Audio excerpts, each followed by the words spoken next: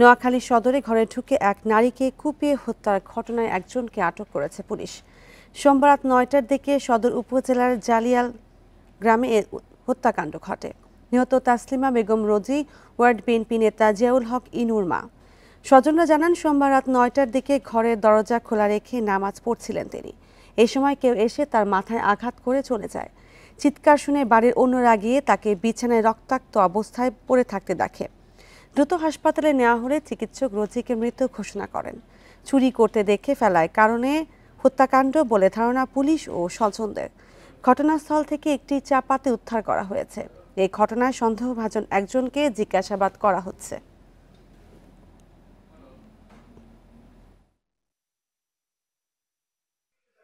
জায়গা দেখেছে উনি ফ্লোরে শুয়ে রয়েছে, রক্তের স্রোতের মতো ওনার ফ্লোর ঘুরে ভাসি রয়েছে।